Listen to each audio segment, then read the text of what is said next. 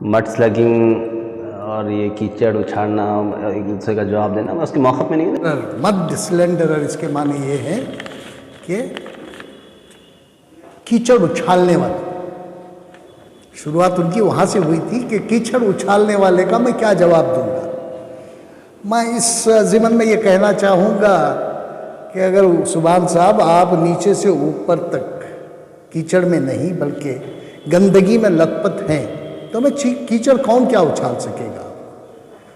ऐसी बातें तो वही कर सकता है जो पढ़ा लिखा जाहिल हो या माँ बाप की अच्छी तरबियत ना हुई हो और घमंडी इंसान हो। ऐसा इंसान ऐसी बातें करता है।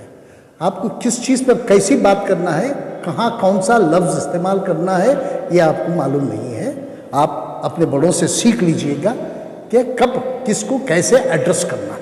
बीदर की जो लैंड जो पिछले दफ़े मैंने कहा था कि भाई ये औक़ाफ़ की लैंड है, ये औक़ाफ़ की ज़मीन है, इन्होंने सरासर कह दिया कि ये वक्फ बोर्ड की वक्फ की ज़मीन है ही नहीं है।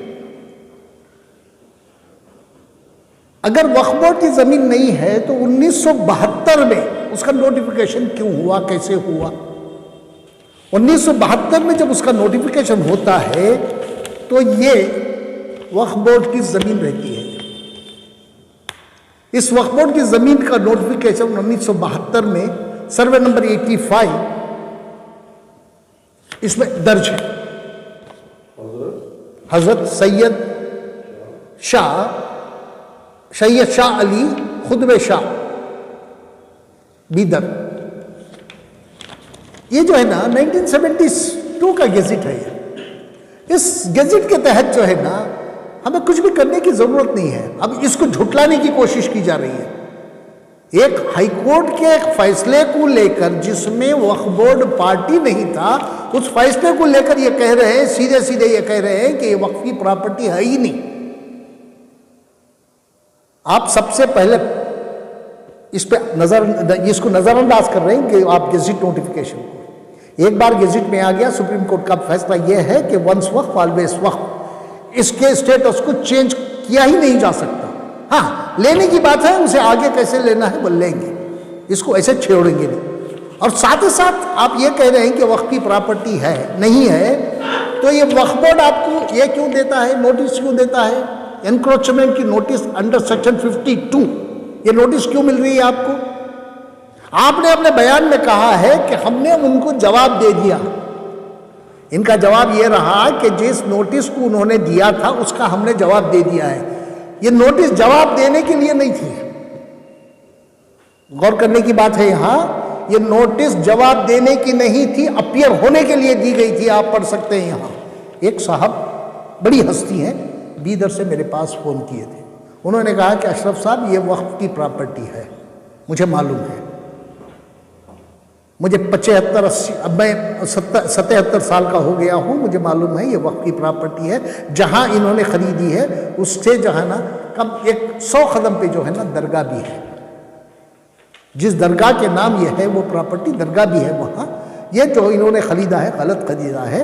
उन्होंने मुझे कहा कि मैं इस प्रॉपर्टी को वापस वक्फ में रजिस्टर करा के दूंगा, ये मेरा वादा है। उन्होंने कहा आपके पास सिर्फ 2 कॉलेज चलाने के लाइसेंस है, पीयू कॉलेजेस का परमिशन आपके पास सिर्फ 2 या 3 किसी और का है तो वो मुझे नहीं मालूम है, लेकिन 2 कॉलेज है। अब 20 से ज्यादा कॉलेजेस किस बेसिस पे चला रहे हैं,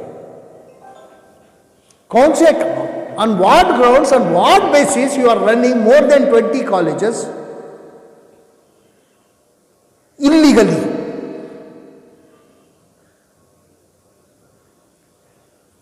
जो बच्चे ये कल अगर पीयू बोर्ड आपको एक नोटिस देके जो है ना सारे कॉलेजेस से ये कह देगा कि कोई एडमिशन नहीं होगा, तो बच्चे जो एडमिट हुए हैं उनका क्या होगा, कहाँ जाना है बच्चे वो?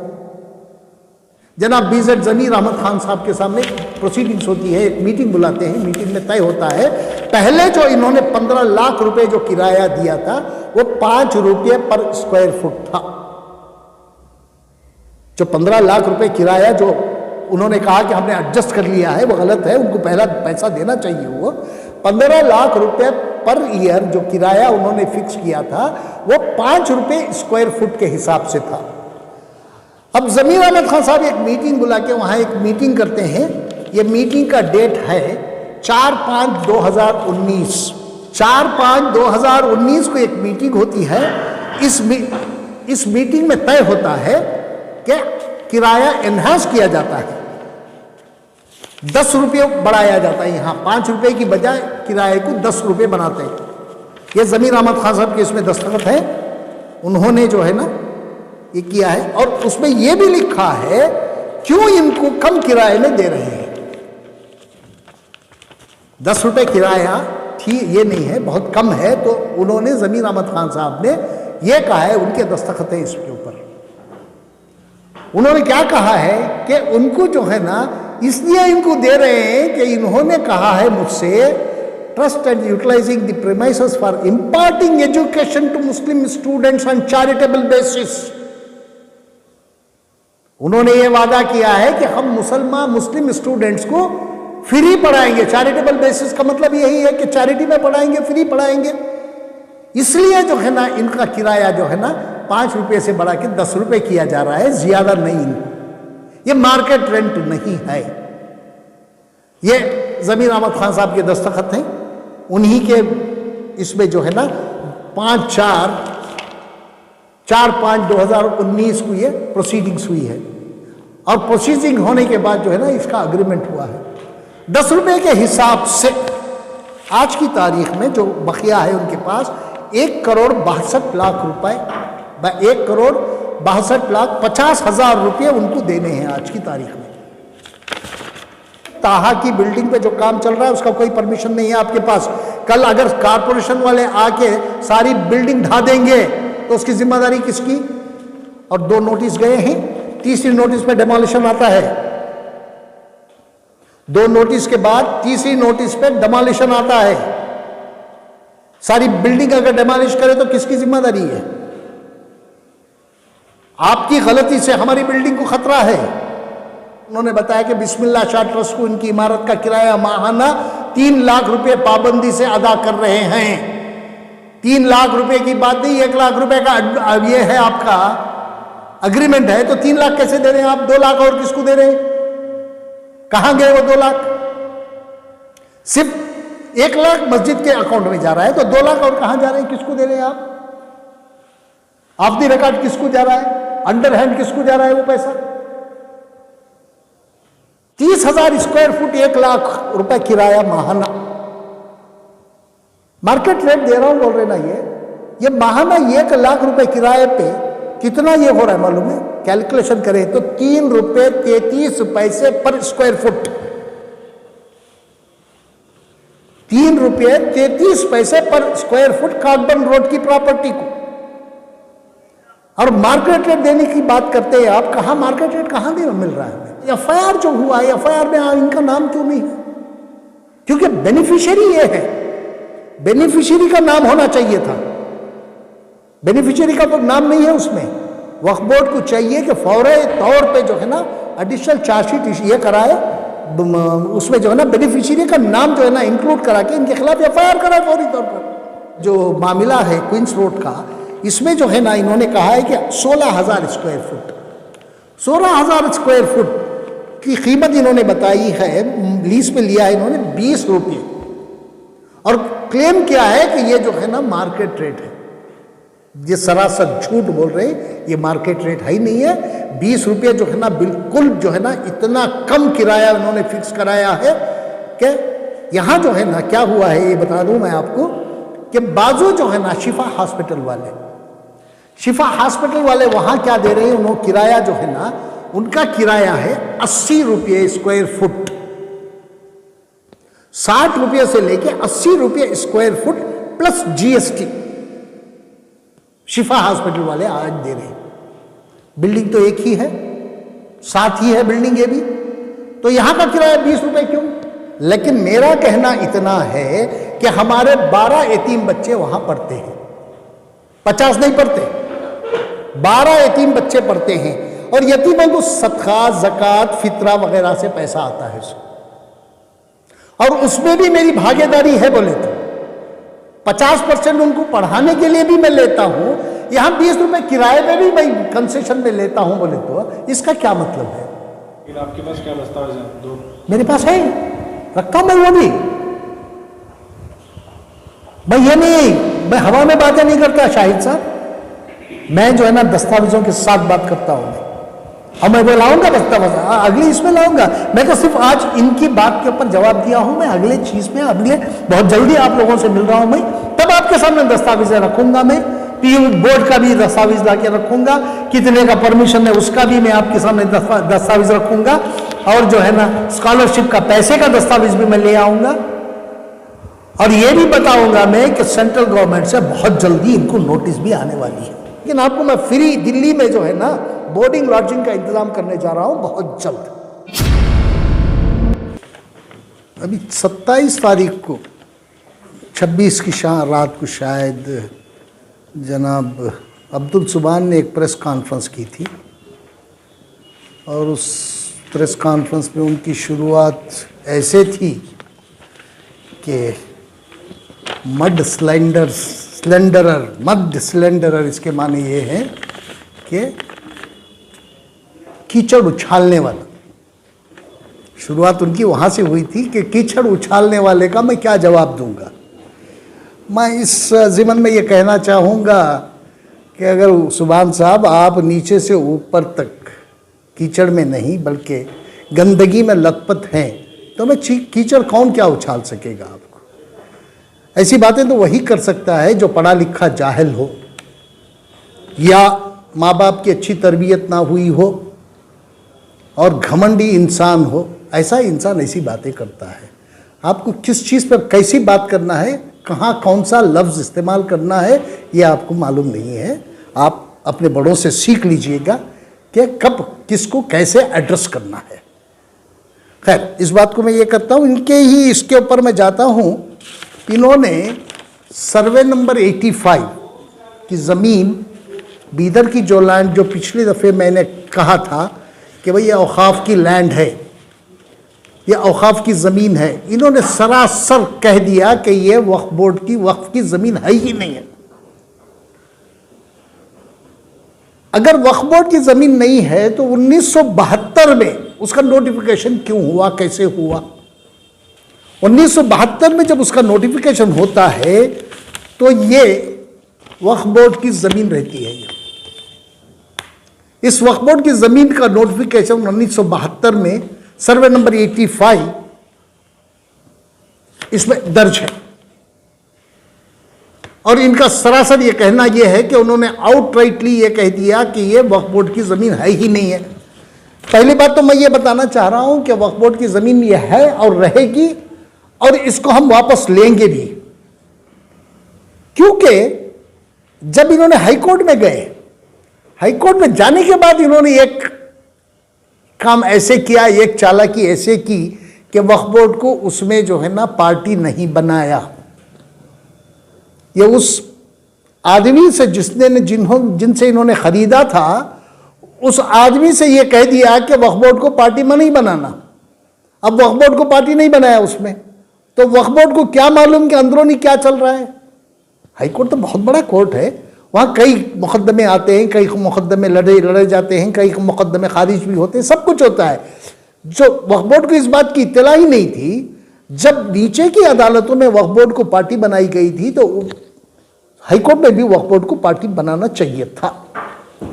और उनका कहना यह है कि उन्होंने जो है ना ये ज़मीन, अगर वक्फ बोर्ड हाई कोर्ट में, किसी हाई कोर्ट में डिवीजन बेंच पे या सुप्रीम कोर्ट में जाके आर्डर लाता है तो तब ये जो है ना ये ज़मीन खाली कर देंगे।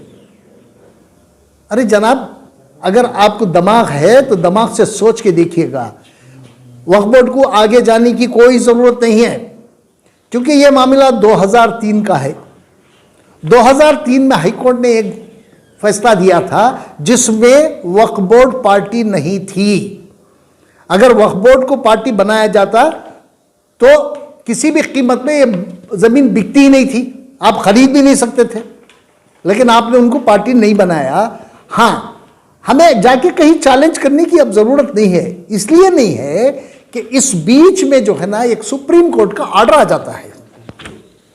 उस सुप्रीम कोर्ट के ऑर्डर के तहत जो है ना, सुप्रीम कोर्ट का ऑर्डर क्या है, ये सुप्रीम कोर्ट का ऑर्डर आया था हैदराबाद कर्नाटक, ये आंध्र प्रदेश गवर्नमेंट वर्सेस आंध्र प्रदेश वक्फ बोर्ड। इस जमीन में सुप्रीम कोर्ट ने एक ऑर्डर दिया।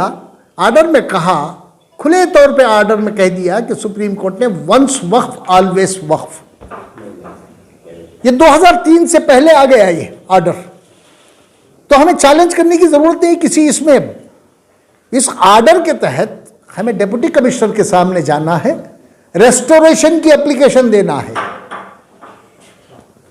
सिर्फ जाकर रेस्टोरेशन की एप्लीकेशन हम लोगों को देना है, क्योंकि सुप्रीम कोर्ट ऑर्डर बिल्कुल क्लियर है। ऑर्डर में क्या इनको क्या चाहिए, इसमें एक नोटिफिकेशन, 2 नोटिफिकेशन हुए हैं उस जमाने में। एक नोटिफिकेशन हुआ है 1962 में, ये 68 में एक नोटिफिकेशन हुआ गवर्नमेंट की तरफ से, गेजेट नोटिफिकेशन की बात कर रहा हूं मैं। गेजेट नोटिफिकेशन हुआ 1968 में, एक नोटिफिकेशन हुआ 1972 में, एक नोटिफिकेशन हुआ जब मुजरा डिपार्टमेंट से वक्फ बोर्ड के लिए सारी जायदादें, पहले ये सब वक्फ जायदाद भी मुजरा डिपार्टमेंट में थी, तो मुजरा डिपार्टमेंट ने सारी जायदादें करना, इसमें जो है ना वक्फ बोर्ड को, जब वक्फ बोर्ड बना 1970 में, उस टाइम पे जो है ना सारी जायदाद जो है ना वक्फ बोर्ड को उन्होंने ट्रांसफर कर दी। अब हमारे पास नोटिफिकेशन की कॉपी है, इसमें खुला लिखा है, आया है इसमें और लिखा गया है कि भाई ये 85 सर्वे नंबर 85 बेल्दकेरे बीदर कस्बा होबली, ये प्रॉपर्टी जो है ना औकाफ की प्रॉपर्टी है, इसमें कोई चेंजेस हो नहीं सकते, चेंजेस होने का सवाल ही पैदा नहीं होता इसमें। ये देखिए इसकी 39 एकड़ सर्वे नंबर 85 में बेल्दकेरे विलेज, इसमें जो है ना 39.38 एकड़ जो है ना जमीन औकाफ की है। ये जो है हजरत सैयद शाह खुदबे शाह के नाम से है। ये हजरत सैयद शाह अली खुदबे शाह बीदर, ये जो है ना 1972 का गेजेट है। ये इस गेजेट के तहत जो है ना हमें कुछ भी करने की जरूरत नहीं है। अब इसको झुटलाने की कोशिश की जा रही है। एक हाईकोर्ट के एक फैसले को लेकर, जिसमें वक्फ बोर्ड पार्टी नहीं था, उस फैसले को लेकर ये कह रहे हैं, सीधे सीधे ये कह रहे हैं कि ये वक्फ की प्रॉपर्टी है ही नहीं। आप सबसे पहले इस पे इसको नजरअंदाज कर रहे हैं कि आप गेजेट नोटिफिकेशन को, एक बार गेजेट में आ गया, सुप्रीम कोर्ट का फैसला यह है कि वंस वक्फ ऑलवेज वक्फ, इसके स्टेटस को चेंज किया ही नहीं जा सकता। हाँ, लेने की बात है, उसे आगे कैसे लेना है वो लेंगे, इसको ऐसे छोड़ेंगे नहीं, लेंगे जरूर। और साथ ही साथ आप ये कह रहे हैं कि वक्फ की प्रॉपर्टी है नहीं है, तो ये वक्फ बोर्ड आपको ये क्यों देता है, नोटिस क्यों देता है, एनक्रोचमेंट की नोटिस अंडर सेक्शन 52, ये नोटिस क्यों मिल रही है आपको? आपने अपने बयान में कहा है कि हमने उनको जवाब दे दिया। इनका जवाब यह रहा कि जिस नोटिस को उन्होंने दिया था उसका हमने जवाब दे दिया है। ये नोटिस जवाब देने के लिए नहीं थी, गौर करने की बात है यहां। ये नोटिस जवाब देने की नहीं थी, अपीयर होने के लिए दी गई थी। आप पढ़ सकते हैं यहां, आपको अपीयर होने के लिए वक्फ के कानून 51 सेक्शन के अंडर 1952 अमेंडेड वक्फ कानून 2013, तो आपको जो है ना ऑनर बिफोर दिस ऑफिस 7/9/2022 को आपको कोर्ट हाल में अपीयर होने के लिए कहा है। यह अपीयरेंस का नोटिस था। आप अपने जवाब के साथ अपीयरेंस हो सकते हैं। जवाब हमने जवाब दे दिया, आप अपीयर क्यों नहीं हुए? ये नोटिस अपीयरेंस के लिए है, इसमें बताया है। और इसमें जो है ना नोटिस किस किस को दिया है, एक नोटिस जो है ना अब्दुल मन्नान, इनके नाम रजिस्टर हुई है। इसकी ये प्रॉपर्टी सर्वे नंबर 8 में है, एक सर्वे नंबर 85 में 8 एकड़ 35 कुंटे। अब्दुल मन्नान जो सुबान के वालिद हैं, उनके नाम 8 एकड़ 35 कुंटे रजिस्टर हुई है। और रजिस्टर हुई है ये 9/3 रजिस्ट्रेशन का इनका डेट है 16/5/2017 को। और एक नोटिस गई है वक्फ बोर्ड की तरफ से 24/8/22 को नोटिस गई है। दोनों नोटिस एक ही डेट में गई, 24/8/22 को। और दूसरी नोटिस गई है, एक प्रेम कुमार को गई है और दूसरी सुभान अब्दुल सुभान को गई है और तीसरी सबीहा तबस्सुम के नाम गई है। ये तीनों नोटिसें जो है ना वक्फ बोर्ड की तरफ से इनको जारी की गई है। अब ये जो है ना, जो आप कह रहे हैं ये वक्फ की प्रॉपर्टी है, सरासर गलत है। आपको इस तरह से कहना नहीं चाहिए, क्योंकि ये आपकी बात का फायदा दूसरे भी उठाएंगे। औकाफ की प्रॉपर्टी पे जो कब्जा करके बैठे हैं उनके लिए आसानी पैदा कर रहे हैं। ऐसे बयानात देने से गुरेज करें आप। उसके बाद आपने ये कहा है, आपने मार्केट रेट पे खरीदी, वो खरीदे जो खुद भी खरीदी, आप इलीगल है, उस पर जो है ना कोई उसको रोक नहीं सकता, क्योंकि ये रेस्टोरेशन में जाएगी और रेस्टोर हो जाएगी वक्फ बोर्ड में। कोई ऐसी कोई ये नहीं है, हमें किसी भी कोर्ट में जाकर जो है ना उसे चैलेंज करने की ज़रूरत नहीं है। हाँ, एक बात मैं यहाँ बताना ज़रूरी समझता हूँ, मैं नाम लेना नहीं चाहता उन साहब का। एक साहब बड़ी हस्ती हैं, बीदर से मेरे पास फ़ोन किए थे और उन्होंने कहा था मुझसे कि मैं रिकॉर्ड पे कह रहा हूँ इस बात को, लेकिन उन साहब का नाम लेना नहीं चाहूँगा मैं, क्योंकि वो खुद आने वाले ही, आने के बाद जो है ना, उन्होंने कहा कि अशरफ साहब ये वक्फ की प्रॉपर्टी है, मुझे मालूम है, मुझे 75-80 अब मैं 77 साल का हो गया हूँ, मुझे मालूम है ये वक्फ की प्रॉपर्टी है। जहाँ इन्होंने ख़रीदी है उससे जो है ना कम 100 कदम पे जो है ना दरगाह भी है। जिस दरगाह के नाम ये है वो प्रॉपर्टी दरगाह भी है वहाँ। ये जो इन्होंने ख़रीदा है गलत ख़रीदा है। उन्होंने मुझे कहा कि मैं इस प्रॉपर्टी को वापस वक्फ में रजिस्टर करा के दूंगा, ये मेरा वादा है, उन्होंने कहा। मैं उनका नाम लेना नहीं चाहता अभी, लेकिन उन्होंने मुझे फ़ोन किया था, उन्होंने कहा कि ये वक्फ की प्रॉपर्टी है, इसमें कोई दो राय नहीं है। लेकिन ये जो है ना इन्होंने जो गलती की है ख़रीद के, मैं इस वक्फ की प्रॉपर्टी को वापस वक्फ के लिए वक्फ कराऊंगा, ये उनका वादा है। अब वो फिल वक्त कहीं बाहर हैं, वो आने के बाद उन्होंने कहा कि मैं आकर आपसे मिल लूँगा, ये उनकी तरफ से था। यतीम खाने की ज़मीन पे जाते हैं पहले। यतीम खाने की ज़मीन जो है 16,000 स्क्वायर फुट यतीम खाने की ज़मीन का इन्होंने मामला उठाया है। इसमें कहा है कि 2018 में ये 20 रुपये फ़ी स्क्वायर फीट यतीम खाना इस्लाम से 11 महीने की लीज पर हासिल किए हैं और 5% बढ़ोतरी हर साल 11 महीने का रिन्यू हुआ है। इस पर उन्होंने ब्लॉक करार दिया। ये जो है ना यतीम खाने की मस्जिद जो है, इसका जो मामला है क्वींस रोड का, इसमें जो है ना इन्होंने कहा है कि 16,000 स्क्वायर फुट 16,000 स्क्वायर फुट की कीमत इन्होंने बताई है, लीज पे लिया है इन्होंने 20 रुपये, और क्लेम किया है कि ये जो है ना मार्केट रेट है। ये सरासर झूठ बोल रहे हैं, ये मार्केट रेट है ही नहीं है। 20 रुपये जो है ना बिल्कुल जो है ना इतना कम किराया इन्होंने फिक्स कराया है कि यहाँ जो है ना क्या हुआ है ये बता दूं मैं आपको कि बाजू जो है ना शिफा हॉस्पिटल वाले वहाँ क्या दे रहे हैं, उन्होंने किराया जो है ना उनका किराया है 80 रुपये स्क्वायर फुट, 60 रुपये से लेके 80 रुपये स्क्वायर फुट प्लस GST शिफा हॉस्पिटल वाले आज दे रहे। बिल्डिंग तो एक ही है, साथ ही है बिल्डिंग ये भी, तो यहां का किराया 20 रुपए क्यों, शिफा हॉस्पिटल का किराया 60 से 80 रुपए क्यों?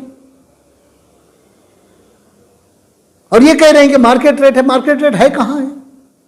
20 रुपये का मतलब जो है ना 20 रुपये से आप कह रहे हैं, बाजू शिफा वाला जो दे रहे हैं शिफा हॉस्पिटल 60 से 80 रुपये दे रहे हैं, 60, 70, 80 तीन इसमें दे रहे हैं। मैं दरमियान में ये कुछ बोल दूं जी। शिफा हॉस्पिटल जो है कंप्लीट स्ट्रक्चर है, बिल्डिंग है। अब इनका कहना है कि इनका पे जो बोल रही उनका कहना है कि वो जिन सीट सही वो स्ट्रक्चर क्या भी नहीं है, खुला है ना हॉल था। हम लोग जो है उसको है ना कुछ हमारे जरूरत के मुताबिक बना लिए नहीं। अब इसलिए जो है वो किराया मुनासिब रहेगा। 3rd फ्लोर में है। अच्छा। वो भी है ना 3rd फ्लोर में है, जिन सीट का है इधर बोल के। अब वो शीटों का सिर्फ है ना ऊपर छत डाल के ही, दूसरा कुछ नहीं है कर बोल। 80 रुपये से किराया 50% कम भी करेंगे आप तो 40 रुपये तो होना, डबल तो होना चाहिए। 20 रुपए कैसे? वहां भी जनशीट का ये 3rd 4th फ्लोर में उनके, वो भी जनशीट है, उसमें 60 रुपए दे रहे हैं वो किराया। 60 से 80 की बात कर रहा हूं मैं, 60 रुपए से लेके 80 रुपए तक किराया दे रहे हैं। देने वाले कई को दिए 20 रुपया से, किसे? नहीं देने वाले। वही तो, इन्होंने क्यों दिए ये भी बताता हूं मैं। इन्होंने इस बात का वादा किया था कि यतीम बच्चों को पढ़ाएंगे। उनसे ये कहा था कि आप हमें, क्योंकि एक जमीर अहमद खान साहब का एक ये है मेरे पास अग्रीमेंट है, वो दूसरी मस्जिद के लिए दूसरे इसमें है, वो मैं बताता हूं आपको। इन्होंने कहा था कि यतीम बच्चों को ये फ्री पढ़ाएंगे, लेकिन इन्हीं का कहना है कि यतीम बच्चों से ये दूसरों से 1,88,000 रुपए फीस लेते हैं और यतीम खाने के बच्चों से 72,000 रुपए फीस लेते हैं। ये इन्हीं का बयान है। एग्रीमेंट में भी था क्या? हाँ, एग्रीमेंट में लिखे हैं? हाँ, दूसरे एग्रीमेंट में एक है चैरिटी, मैं बताता हूं आपको। ताहा के एग्रीमेंट में क्या है? Premises for imparting education to Muslim students on charitable basis, ये उनका दस्तखत है इसके ऊपर, ताहा का। नहीं, सबको लागू होता है ना, वक्त के औकाफ के सारी जायदाद में रखो। प्रॉपर्टी है, अलग प्रॉपर्टी ना। यतीम खाने को ना वैसा कुछ एग्रीमेंट करके दिए ही क्या? किसे? यतीम बच्चों को मुफ्त पढ़ाती कर बोलकर वैसा कुछ है क्या? हाँ, है, अग्रीमेंट है उनका। यतीम बच्चों को फ्री पढ़ाने का अग्रीमेंट है उनके पास, उनका। यतीम खाने के साथ ऐसा कुछ एग्रीमेंट हुआ है? किसका? नहीं, अग्रीमेंट उनका यतीम बच्चों को उन्होंने पढ़ाने का वादा किया था, पूरे बच्चों को। प्रॉपर्टी इज डिफरेंट, तो उसे हमें ये नहीं कर सकते ना, वो कंपेयर नहीं कर सकते ना। कौन सी? वो अलग है, उनका माहिदा अलग है, इनका माहिदा अलग। अच्छा, आप छोड़िए उसको। यतीम बच्चों से फीस वसूल करना जायज है क्या, मैं ये पूछ रहा हूं आपसे।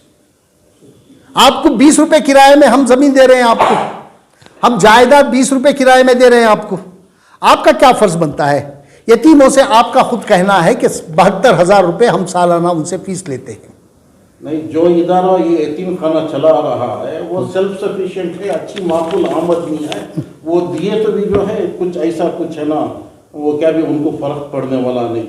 माहाना जो है लाखों रुपए वहाँ किराए की शक्ल में आता आ रहे हैं, वो खर्च भी हो रहा है। लेकिन मेरा कहना इतना है कि हमारे 12 यतीम बच्चे वहां पढ़ते हैं, 50 नहीं पढ़ते, 12 यतीम बच्चे पढ़ते हैं। और यतीमों को सदका, ज़कात, फितरा वगैरह से पैसा आता है सो, और उसमें भी मेरी भागीदारी है। बोले तो 50% उनको पढ़ाने के लिए भी मैं लेता हूं, यहां 20 रुपए किराए पे भी मैं कंसेशन में लेता हूं। बोले तो इसका क्या मतलब है? 60 और 80 रुपए बाजू दे रहा है, तो यहां 20 रुपए किराया क्यों? कुछ तो बढ़ोतरी चाहिए ना इसमें भी। उनको भी सवाल करना चाहिए ना। बिल्कुल, मैं उनको भी कह रहा हूं। मैं, आप किस बेसिस पे इनको दिए?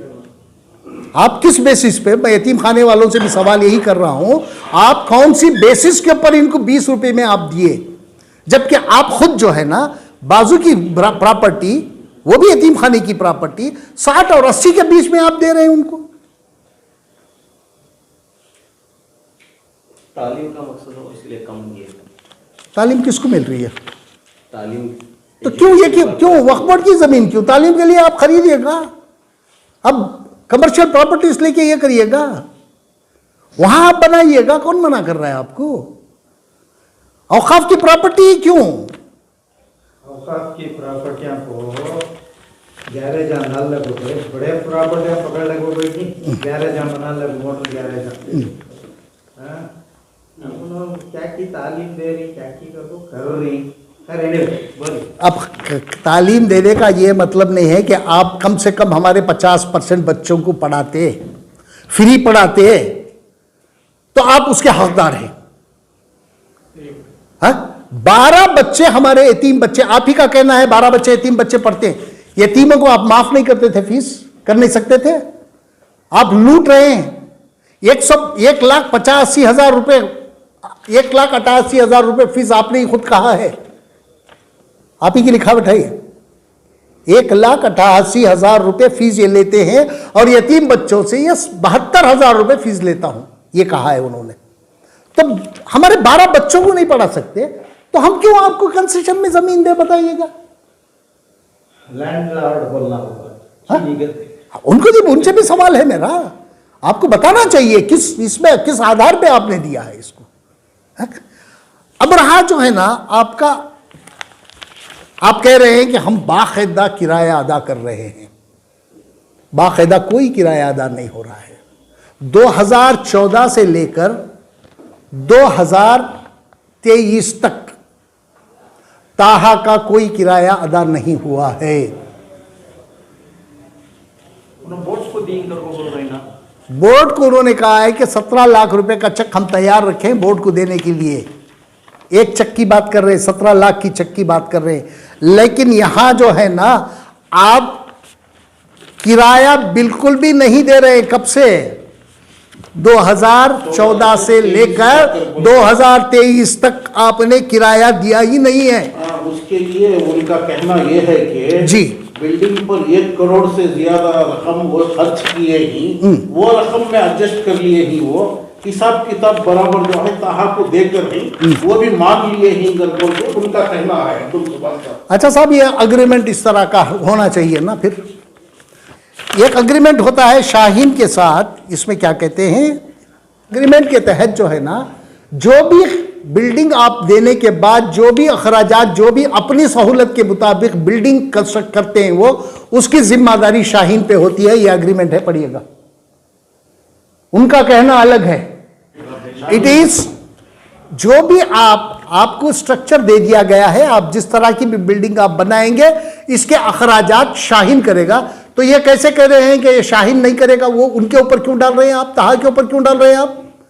आप जब बिल्डिंग बना रहे हैं अपनी सहूलत के मुताबिक तो ये जिम्मेदारी आपकी है, उनकी शाहीन की नहीं। रिपेयर्स में इसमें शुद्ध ये लेकर ही ये जो है क्लास जो है रिपेयर्स में आता है, वो एक फ्लोर ही पूरा बनाए कंस्ट्रक्शन किए कर बोलकर उनका क्लेम है। वो क्या 3rd फ्लोर या 4th फ्लोर है कुछ पता नहीं, पूरा फ्लोर हम खर्च करके रिक्वेस्ट पर करें बोल के वो डॉक्यूमेंट भी दिखाए जो रिक्वेस्ट कमेटी की तरफ से करें। किसे देखिए, अभी इन्होंने जो है ना, इस वालों ने जो है ना, यही ताहा वालों ने 93,22,255 रुपीज 31/3/2023 को क्लेम कर रही है कोर्ट में। क्यों क्लेम कर रही है? और उन्होंने हर एक इसका ये बताया है, रेंट बखिया बताया है।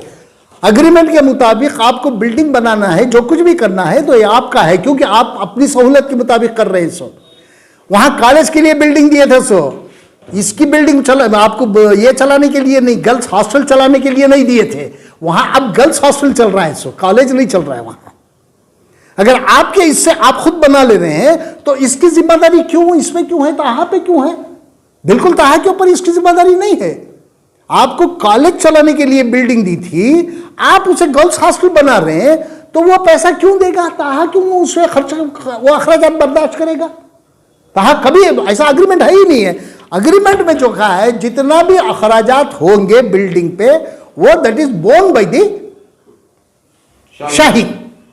ये अग्रीमेंट में है, उनका अग्रीमेंट है, ये मेरा अग्रीमेंट नहीं है। तो आपको जो है ना, जो भी अखराजात है आपको करना चाहिए। लेकिन जो है ना 2004 से 14 से लेके आज तक आपने किराया दिया नहीं। अब इस बीच में एक और एक अग्रीमेंट होता है, एक प्रोसीडिंग्स होती है मिनिस्टर के सामने, जनाब BZ ज़मीर अहमद खान साहब के सामने प्रोसीडिंग्स होती है, एक मीटिंग बुलाते हैं, मीटिंग में तय होता है।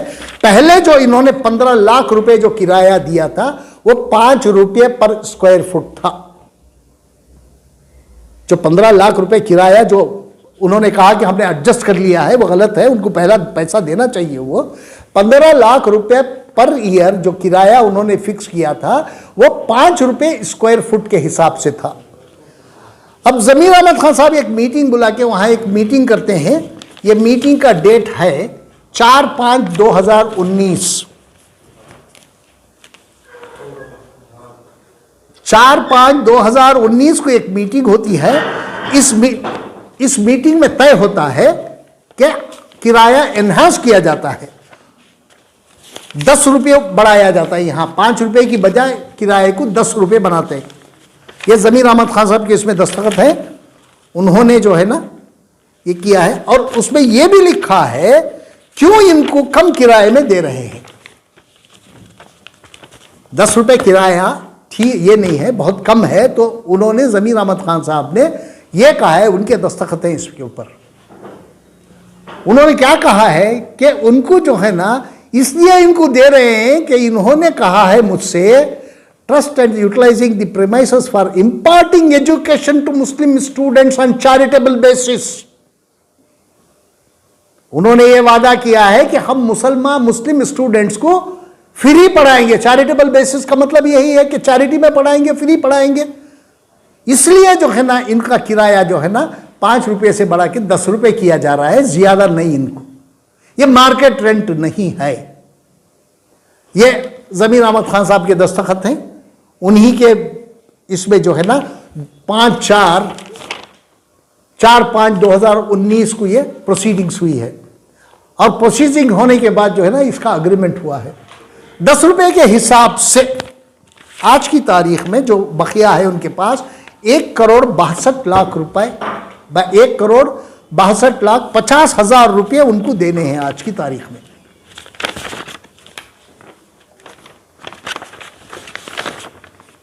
1,62,00,000 रुपये, 1,62,50,000 रुपये की रकम उनको वाजिबुल अदा है आज की तारीख में। ये जो है ना ये ज़मीर अहमद खान साहब जो है ना इसमें कौन कौन थे उस मीटिंग में, ये भी मैं बताऊंगा आपको। ज़मीर Ahmed Khan Sahab minister for food and civil supplies, minority affairs, Waqf and Haj. Ibrahim Adoor, administrator Karnataka state board of Waqf. 2019 में हुआ अग्रीमेंट पे काम थे ज़मीर अहमद साहब थे क्या? हाँ, जब मिनिस्टर थे ना, कोलेस्टेंट गवर्नमेंट में मिनिस्टर थे ना। और Mohammed Naeem Muin KS chief executive officer, Khan Liaquat Ali Khan chief law officer, Syed Shujauddin chairman district Waqf committee, mister Razia Sultana district Waqf officer, Abdul Suban managing director Shaheen education trust, all the elected members of Hazrat Nav बहार शाह मकान रोड बेंगलोर। इतने लोगों के बीच में ये अग्रीमेंट होता है। और यहां से 10 रुपये जो है ना किराया फिक्स होता है। 30,000 स्क्वायर फुट को 10 रुपये किराए के हिसाब से 2.5 लाख रुपया हुआ माहाना और 30 लाख रुपया हुआ सालाना। और ये जो अग्रीमेंट जिस दिन बना 4/5/2019 से आज तक उनको किराया नहीं मिला है। उसके लिए उन्होंने जो है ना एक ये भी जो है ना कोर्ट में केस भी फाइल किया है रिकवरी के लिए, रिकवरी सूट फाइल हुआ है। और आज की तारीख में 1,62,00,000 रुपए, 62,50,000 रुपये उनका बकिया है, देना है। और फिर कह रहे हैं कि हम माहाना किराया दे रहे हैं। ये इनका क्लेम है कि हम माहाना किराया दे रहे हैं। तो ये बकिया क्यों है माहाना किराया? करोड़ों रुपए का बकिया क्यों भाई? किसको दे रहे हैं किराया आप? कहां जा रहा है किराया? अब एडजस्टमेंट करने का सवाल ही पैदा नहीं होता। इसलिए कि अग्रीमेंट के मुताबिक जो कुछ भी आपको खर्च करना है अपने तरीके से आप बिल्डिंग बना रहे हैं, तो ताहा को क्यों उस पर ये इन्वॉल्व कर रहे हैं? आपने खुद लिखा है अग्रीमेंट में कि जो भी हमें बिल्डिंग के ऊपर खर्च करना है वो बोन भाई के शाहीन। तो एडजस्टमेंट का सवाल कहां से पैदा होता है? आपको पैसा जो है ना फौरी तौर पर उनको अदा करना है। ये मैं नहीं कह रहा हूं, ये आपका अग्रीमेंट कह रहा है। अग्रीमेंट के हिसाब से मैं बात कर रहा हूं, ये आपका अग्रीमेंट कह रहा है। और ज़मीर अहमद खान ने खुद दस्तखत किए हैं इसमें, उनके दस्तखत भी हैं, जरा देख लीजिएगा। जब आप इस बात का वादा कर रहे हैं, लिख के दे रहे हैं कि हम जो है ना चैरिटी में मुस्लिम स्टूडेंट्स को पढ़ाएंगे। चैरिटी में कोई मुस्लिम स्टूडेंट को पढ़ाया नहीं जा रहा है, अभी आगे चल के आएगा। ये तो शुरुआत है। अभी क्या करोड़ों का पैसा ले आए हैं, लाखों नहीं करोड़ों ले आए हैं सेंट्रल गवर्नमेंट से, स्टेट गवर्नमेंट से करोड़ों का पैसा गया है। और वो कहां चला गया पैसा, मैं आगे चल के आपको बताता हूं। क्या अब आप ये क्लेम कर रहे हैं कि मैंने इसको डॉक्टर बनाया, इसे इंजीनियर बनाया, इसे ये बनाया, उसे ये बनाया? आप खुदाई दावे कर रहे हैं क्या? जब बच्चा पैदा होने से पहले अल्लाह ताला उसकी किस्मत लिख देता है कि तू दुनिया में जाने के बाद यही बनेगा, तू डॉक्टर बनेगा, तू इंजीनियर बनेगा। आपने कुछ नहीं किया है, आपने अगर पढ़ाया भी है तो पैसे लेके पढ़ाया है, पैसों के बगैर नहीं पढ़ाया आपने, पैसे लेके पढ़ाया है। कई स्टूडेंट ऐसे हैं जिन्होंने वक्त पे उनको फीस नहीं अदा की तो उन स्टूडेंट्स को उन्होंने एग्जाम में अपियर होने नहीं दिया है। ये मेरे पास उसका भी ये है, सबूत है मेरे पास, अपियर होने नहीं दिया है इन्होंने। तो मुसलमानों की बात क्या कर रहे हैं आप? चैरिटी में कहां पढ़ा रहे हैं आप? अगर आप चैरिटी में नहीं पढ़ा रहे तो आपको क्यों देना है? और इतना झूठ, इतना झूठा बयान ये इन्होंने कहा है कि ये जो है ना बिस्मिल्लाह शाह में ये 3 लाख रुपए किराया दे रहे, ये इस पे लिखा है। लेकिन मेरे पास जो अग्रीमेंट है वो 1 लाख रुपए है। 30,000 स्क्वायर फुट का ये जो है ना किराया 1 लाख रुपए है।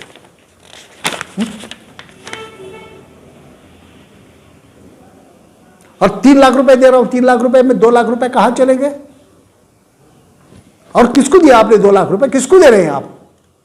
अग्रीमेंट के मुताबिक 11 महीने का अग्रीमेंट है आपके पास। 1 लाख रुपए जो है ना 30,000 स्क्वायर फुट को 1 लाख रुपए आप किराया दे रहे हैं, ये अग्रीमेंट है मेरे पास।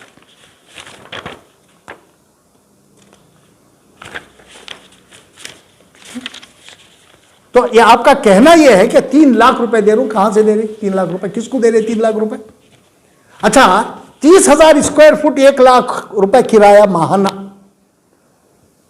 मार्केट रेट दे रहा हूं बोल रहे ना। ये माहाना 1 लाख रुपए किराए पे कितना ये हो रहा है मालूम है? कैलकुलेशन करें तो 3 रुपए 33 पैसे पर स्क्वायर फुट। 3 रुपये 33 पैसे पर स्क्वायर फुट कार्बन रोड की प्रॉपर्टी को। और मार्केट रेट देने की बात करते हैं आप, कहां मार्केट रेट कहां दे मिल रहा है हमें? 3 रुपए 33 पैसे ये मार्केट रेट है क्या पर स्क्वायर फुट पे? 1 लाख आप किराया दे रहे हैं 30,000 स्क्वायर फुट को। अच्छा, उसमें जो है ना एफआईआर जो हुआ है, एफआईआर में इनका नाम क्यों नहीं है? क्योंकि बेनिफिशियरी ये है, बेनिफिशियरी का नाम होना चाहिए था। बेनिफिशियरी का वो नाम नहीं है उसमें।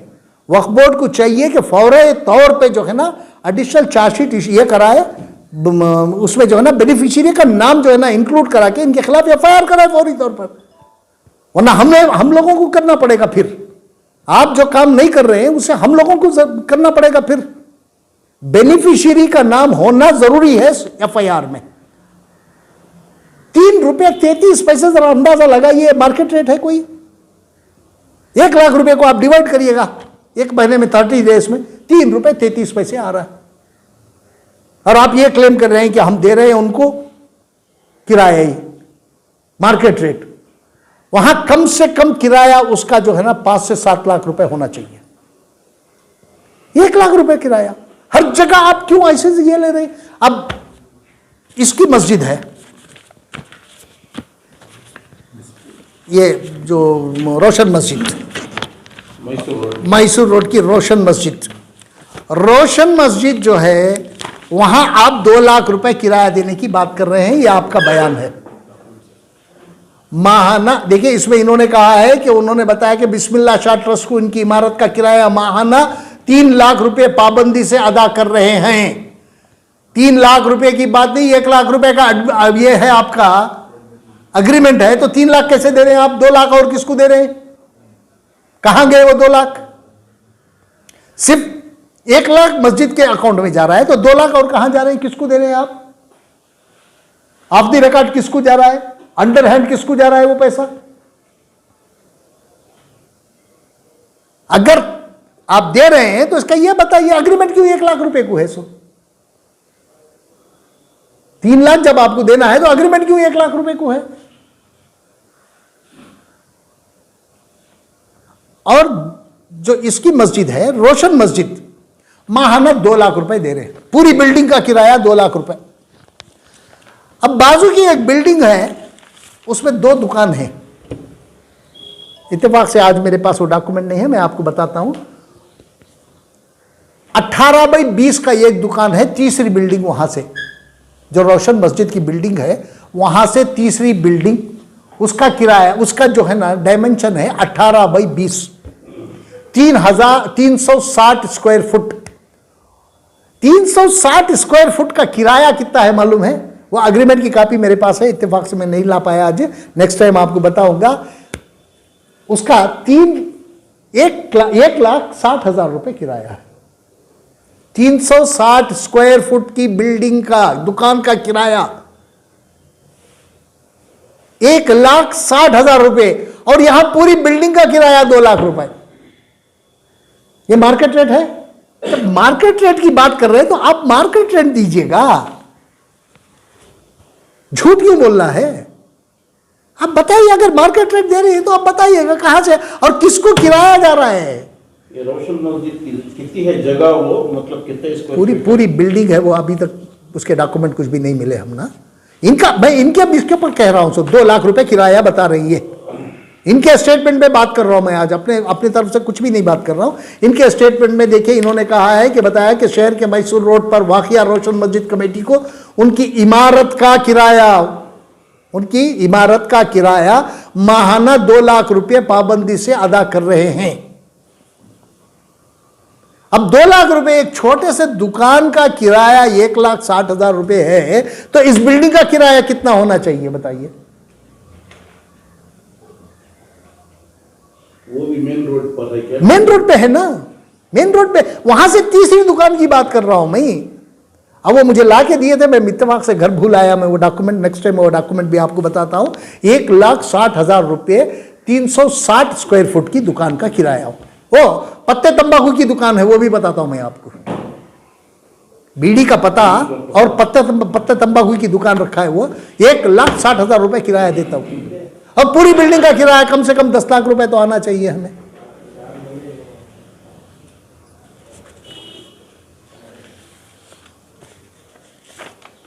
अब रहा, इन्होंने कहा है कि 17 लाख रुपए मैं डीडी बना के रखा हूं। 27/7/2023 से डीडी मेरे पास है, 17 लाख रुपए दे रहा हूं।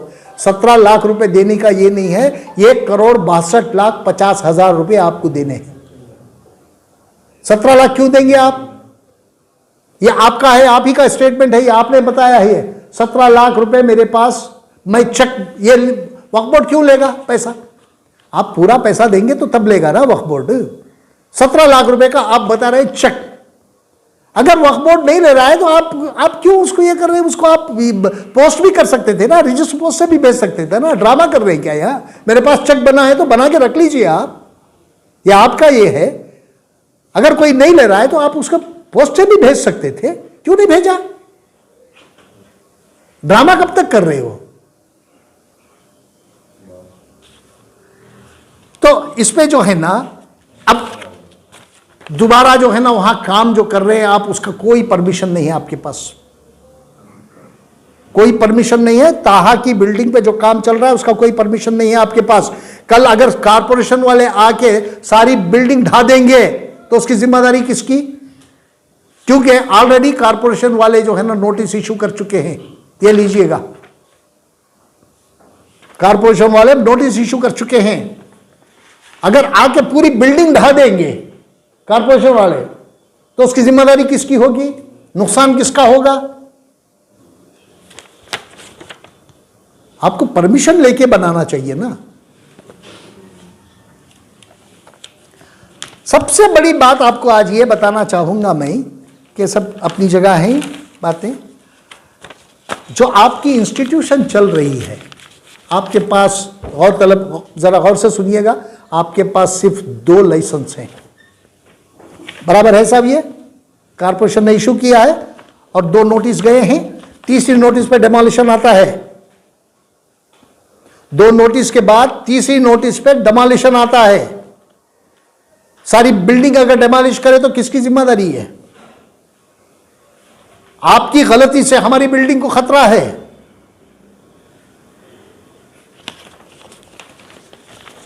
सबसे ज्यादा बात जो है ना, जो बताना है, आपके पास सिर्फ 2 कॉलेज चलाने के लाइसेंस है। पीयू कॉलेजेस का परमिशन आपके पास सिर्फ 2 या 3 किसी और का है कहते वो मुझे नहीं मालूम है, लेकिन 2 कॉलेज है। अब 20 से ज्यादा कॉलेजेस किस बेसिस पे चला रहे हैं?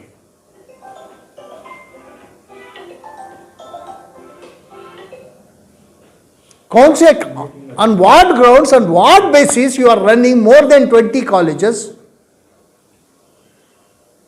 illegally?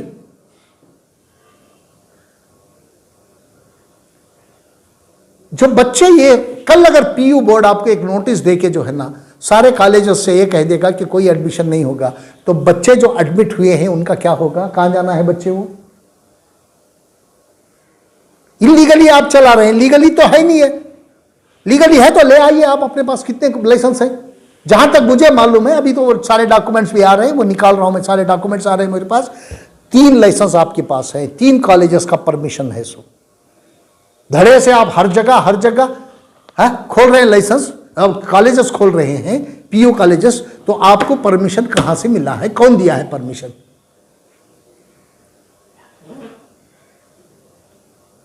कल अगर कोई बात ऐसी हो गई जिसमें अगर अफिलिएशन विड्रॉ हो गया, तो हमारे बच्चे जिनको आप झांसा दे रहे हैं ना पीयू के साथ साथ जो है ना नीट बोल के, वो बच्चे कहां जाएंगे?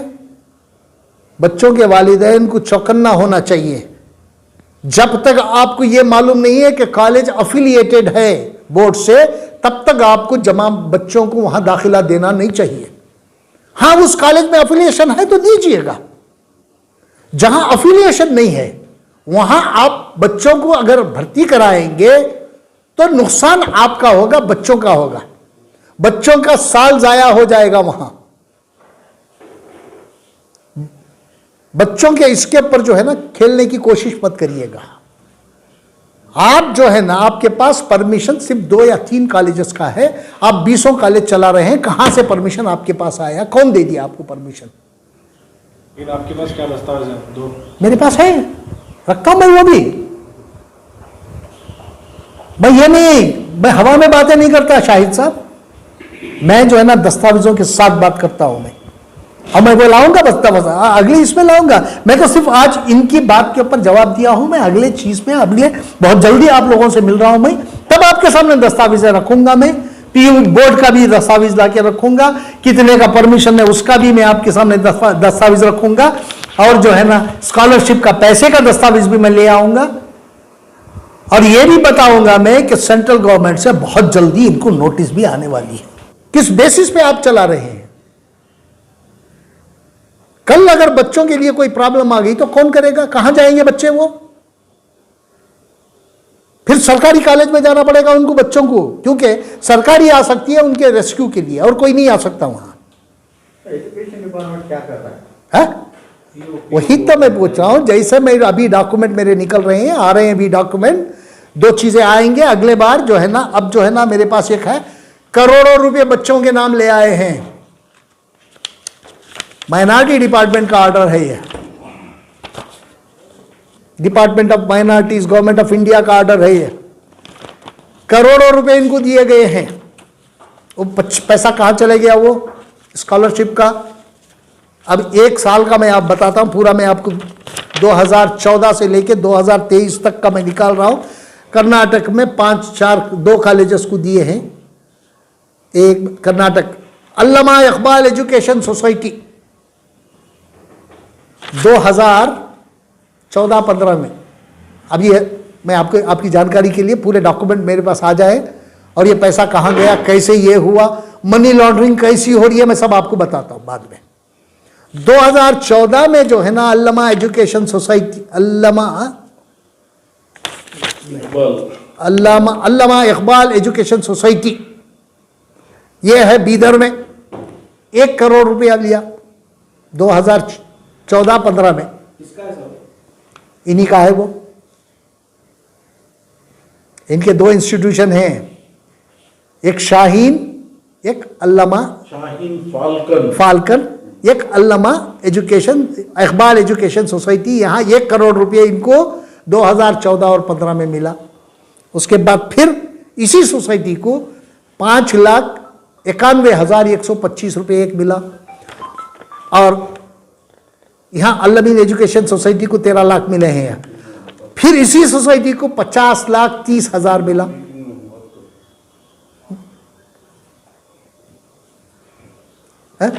ये जो है ना, ये सिर्फ जो है ना इसमें मिले हैं। और ये बाकी के भी आ गए मेरे पास, लेकिन और आना है।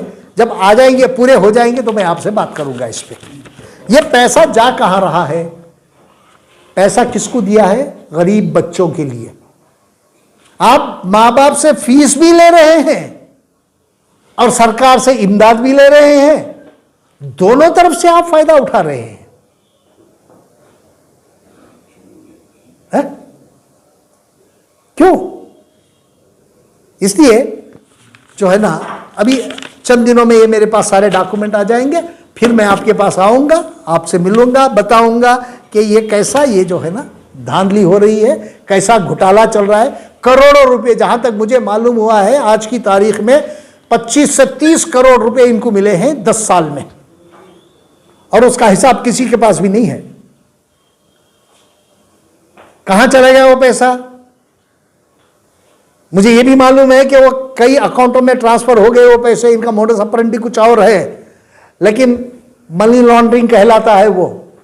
एक अकाउंट से दूसरे अकाउंट में ट्रांसफर करना इलीगली, उसे मनी लॉन्ड्रिंग कहते हैं। आप तो पैसा यहां दे के जो है ना, बच्चों को पैसा लेके पढ़ाते थे, आप उनको रहने सहने की ये जो है ना गुंजाइश, इसकी पैसा लेके करते थे, आप उसकी सहूलत देते थे। लेकिन आपको मैं फ्री दिल्ली में जो है ना बोर्डिंग लॉजिंग का इंतजाम करने जा रहा हूं बहुत जल्द।